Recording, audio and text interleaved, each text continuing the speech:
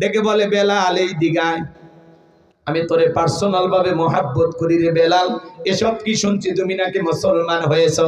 হযরতে বেলাল ডেকে বলে হ্যাঁ, গতকাল রাত্রিতে নবীজির হাতে হাত রেখে আমি কালেমা পড়ে মুসলমান হয়েছি।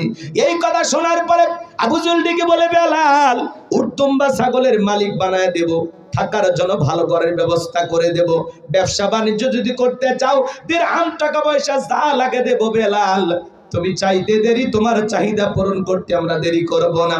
হযরতে বেলাল ডেকে বলে আবু জেহেল রে, দুনিয়ার সব সম্পদ যদি আমি বেলালকে দিতে চাও, দুনিয়ার সব সম্পদ ছাড়তে রাজি, বিশ্ব নবীর কালেমা ছাড়তে রাজি নাই, বলুন সুবহানাল্লাহ। এইবার আবু জেহেল ডেকে বলে বেলাল এত বড় লোভনীয় প্রস্তাব দিলাম রাজি হইলা না। বেলালের মতো যারা খাঁটি ইমানদার এদেরকে টাকা পয়সা দিয়ে কেনা যায় না, কিন্তু মুনাফিক মার্কা মুসলমান যারা টাকার কাছে বিক্রি হয়, তারা টাকা যেই দিকে ওদের ফতুয়া সেই দিকে, টাকার জোরে ওদের ফতুয়া ঘরে, বৈধকে অবৈধ বলে চালিয়ে দেয়, অবৈধকে বৈধ বলে চালিয়ে দেয়, টাকা পাইলে বাতিলের পা চাটা গোলাম হয়। এই কথা বলেন, টাকার জোরে ওদের ফতুয়া ঘরে। আপনাদের এলাকার কথা বলতেছি না, এটা ভারতের ওয়াজ। এই এলাকার মানুষ ভালো। আমার ভাইরা চলেন সামনের দিকে যায়। আমি গুনাহগার যে কথা বলতে চাচ্ছিলাম বাজান, হযরতে বেলালকে আবু জেহেল ডেকে বলে বেলাল সোজা আঙ্গুলে ঘিউ না উঠলে আঙ্গুলে তো বাঁকা করা লাগবে। এই কথা বলে যুবকদের লেলিয়ে দিলে চাবুক দিয়ে পিটাও। হযরতে বেলালকে চাবুক দিয়ে পিটাইতে পিটাইতে কালো চামড়া গুলো ফেটে রক্ত ঝরতে লাগলো। এরা যত জোরে চাবুক মারে বেলাল তত জোরে আল্লাহর কালেমার জিকির করে। আবু জেহেল ডেকে বলে বেলাল চাবুক দিয়ে পিটাইতে পিটাইতে কালো চামড়া গুলো ফেটে রক্ত ঝরতেছে, তারপরেও কি নবী মুহাম্মাদের কালেমা ছাড়বি না? হযরতে বেলাল ডেকে বলে আবু জেহেল রে, মারতে মারতে যদি মেরেও ফেলে দাও জীবনটা দিতে রাজি, নবীজির কালেমা ছাড়তে রাজি নাই, বলেন আল্লাহু আকবার। এইবার আবু জেহেল বলল বেলালের পা রশি দিয়ে বাঁধো, উটের পায়ের সঙ্গে বাঁধো। হযরতে বেলালের পায়ের রশি লাগাইয়া উটের পায়ের সাথে বেঁধে আরবের উত্তপ্ত গরম বালি বাজান, এত গরম চাল দিলে মুড়ি হয়ে যায়, সেই উত্তপ্ত গরম বালিতে ছেঁচড়াইয়া ছেঁচড়াইয়া নিয়ে ঘোরা হলো। বাবলা গাছের কাটা গলো জিব্বার ভিতরে পেরেকের মতো মারা গলো। বিকেল বেলা নিয়ে এসে বলে বেলাল চাবুক দিয়ে পিটাইলাম, পায়ে রশি লাগাইয়া নিয়ে ঘুরলাম, এত নির্যাতন জুলুম করা হলো রে বেলাল, তারপরে কি নবী মুহাম্মাদের দল ত্যাগ করবি না?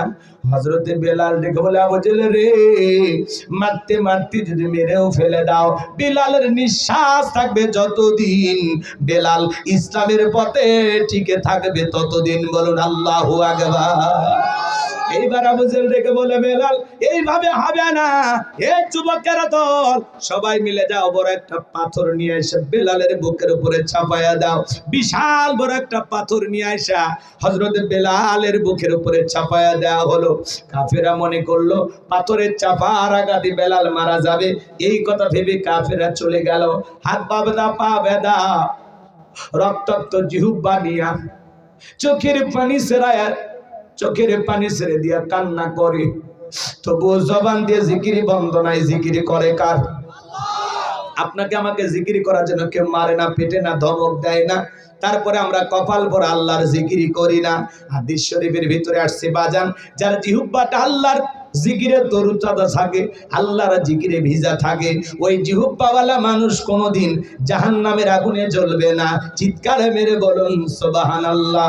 আযকুরুনি আযকুরুকুম ওয়াশকুরুলি ওয়ালা তাকফুরুন, তোমরা আমারে স্মরণ করো, আমি আল্লাহ তোমাদেরকে স্মরণ করব। কৃতজ্ঞতা প্রকাশ করো, অকৃতজ্ঞ হয়ো না। এ বাজান হাঁটতে হাঁটতে আল্লাহর জিকিরি করা যায়, মাঠে কাজ করতে করতে জিকিরি করা যায়, নৌকা বাইতে বাইতে আল্লাহর জিকিরি করা যায়, ব্যবসা বাণিজ্য করতে করতে আল্লাহর জিকিরি করা যায়, রিকশা ভ্যান চালাইতে চালাইতে জিকিরি করা যায়। সব সময় জবানে জিকিরি চালু রাখবো কার? সুবহানাল্লাহ, আলহামদুলিল্লাহ, আল্লাহু আকবার, লা ইলাহা ইল্লাল্লাহ, সুবহানাল্লাহি বিহামদিহি, সুবহানাল্লাহিল আযীম। পারবো তো ইনশাআল্লাহ। জবানে হালকা, মিজানের পাল্লায় নেকির ওজন অনেক বেশি বাজান। চলুন আমি সামনের দিকে নিয়ে যাই। যে কথা বলতে চাচ্ছিলাম, হযরতে বেলাল জিহ্বা নাড়ায়া তবু আল্লাহর জিকির করে, চোখের কোনা দিয়ে পানি পড়ে, আর দিকে বলেন আল্লাহ, বুকের উপরে বিশাল বড় পাথর থাকার কারণে তোমার মতো মালিকের জিকির করতে বড় কষ্টকর।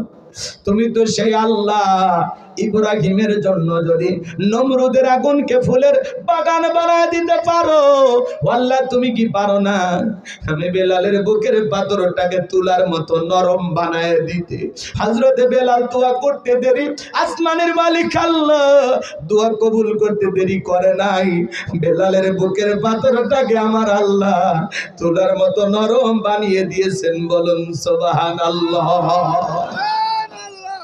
আশিক রাসূল বেলাল, নবীর পাগল বেলাল, নবীকে কতটা মোহাব্বত করতেন, ভালোবাসতেন আপনারা জানেন। বিশ্ব নবী যখন মক্কা নগরীতে পথ চলতো, বেলাল একবার ডানে যায় আর একবার বামে যায়। নবী আমার ডেকে বলে, বেলাল বুঝলে একবার ডানে যাও আর একবার বামে যাও, ব্যাপারটা কি?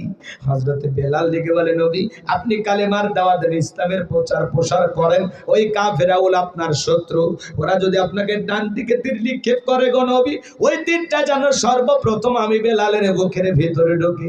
আবার বাম থেকে যদি দিকে দাঁড়াইতে পারবে না, নিজের জীবনের বিনিময়ে আগলায় রাখতেন বেলাল বিশ্ব নবীকে। চিৎকার মেরে বলুন আল্লাহু আকবার।